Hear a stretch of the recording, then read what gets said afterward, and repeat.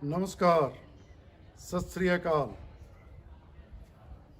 पहले मैंने सोचा कि मैं भी कोई नए साल का एक अच्छा सा फॉरवर्डेड मैसेज सेलेक्ट करूं और आप सभी को फॉरवर्ड कर दूं और अपने कर्तव्य से इतिश्री कर डालूं। लेकिन फिर मेरा मन नहीं माना। इधर कुछ महीनों से आप सभी के रूबरू रहा हूं अपनी वीडियोस के द्वारा, तो मुझे ऐसा लगा कि आज भी मुझे आपके सामने आना चाहिए और सामने आकर आप सभी को नए साल की बधाइयाँ देनी चाहिए। आखिरकार 2020 अपने अंजाम को पहुंच चुका है और तमाम दुनिया में 2021 का आगाज हो चुका है। तो अब ईश्वर से यही कामना है कि ये नया साल हम सभी के लिए हर दृष्टि में मंगलकारी साबित हो, इस दुनिया को इस कोरोना की महामारी से निजात मिले,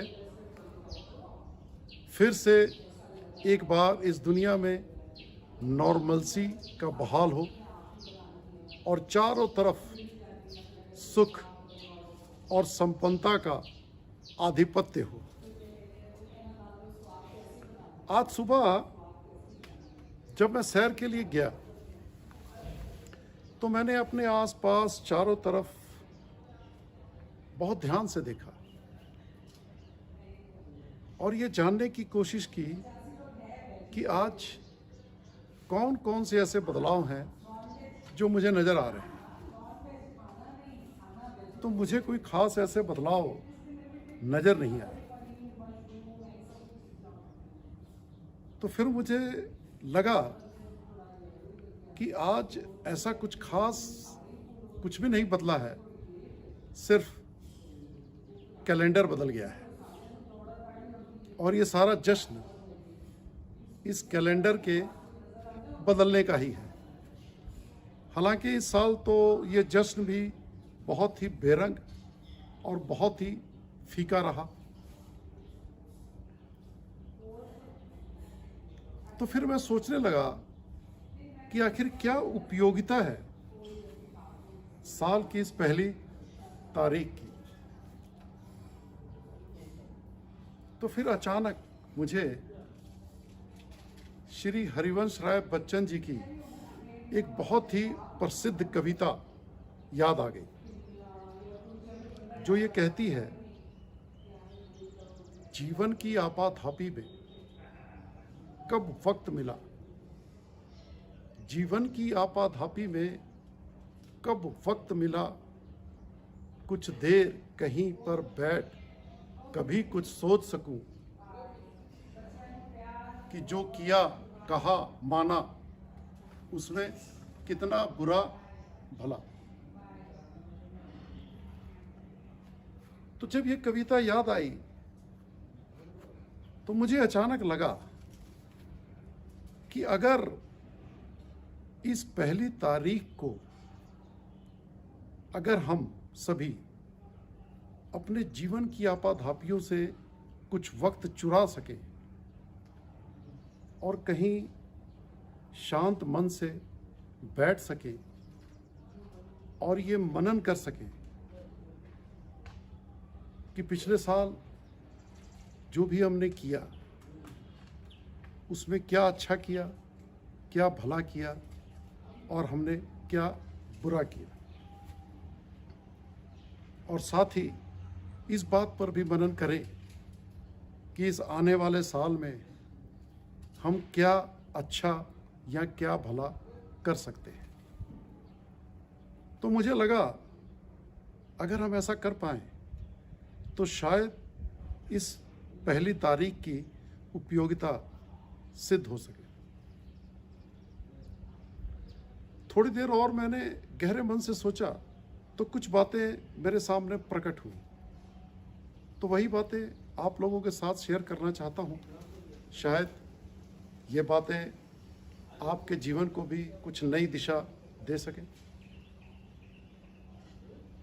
तो पहली बात जो मुझे लगी वो ये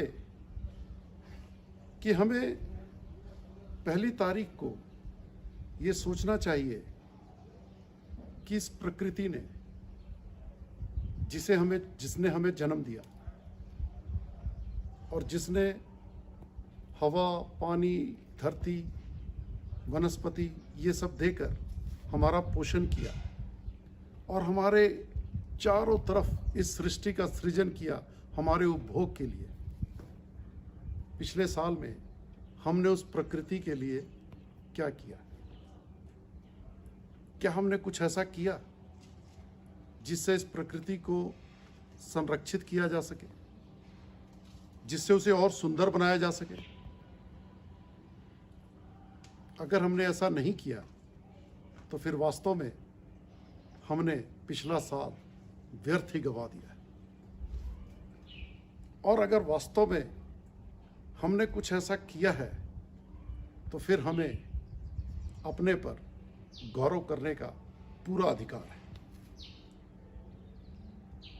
और उसके बाद हमें यह भी सोचना चाहिए कि अगले साल हम और क्या बेहतर कर सकते हैं,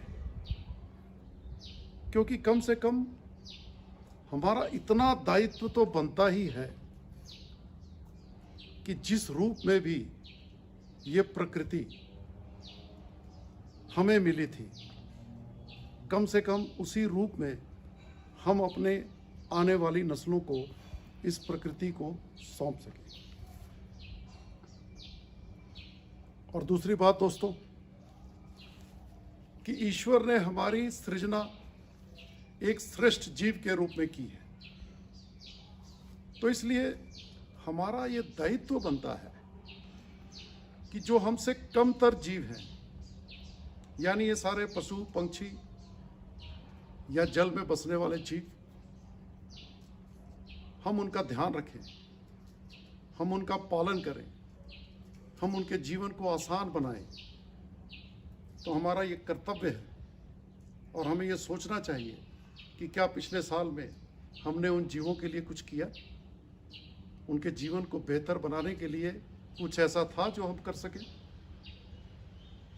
और हमें यह भी सोचना चाहिए कि इस आने वाले साल में हम क्या कर सकते हैं, क्या है हमारे सामर्थ्य में जो उन जीवों को और बेहतर जिंदगी दे सकेगा।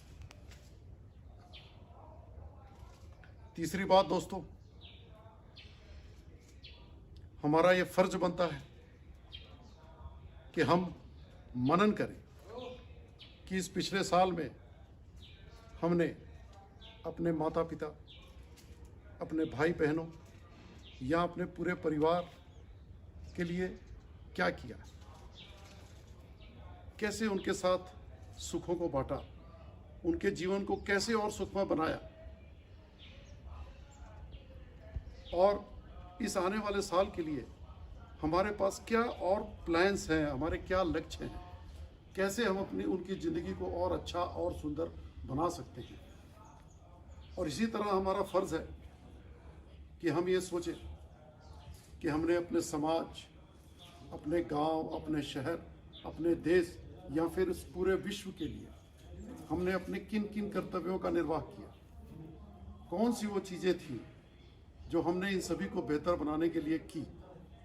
अगर हमने की तो वास्तव में हमने पिछले साल को बहुत ही सुंदर तरीके से जिया, अगर नहीं की तो फिर हमने उसे व्यर्थ गवा दिया। तो हमें चाहिए कि इस साल के लिए, इन सभी के लिए हम अपने टारगेट्स भी फिक्स करें। और अब आती है चौथी और सबसे महत्वपूर्ण बात, और वो बात ये है कि अब हमें अपने बारे में मनन करना है, अपने बारे में सोचना है, और हमें देखना है कि पिछले साल 1 तारीख को और आज की इस 1 तारीख के बीच जो 365 दिन गुजरे हैं, तो हमें ये देखना है कि इन पिछले 365 दिनों में हमने अपने आप को कैसे इवॉल्व किया, कैसे हम अपने आप में इम्प्रूवमेंट लाए।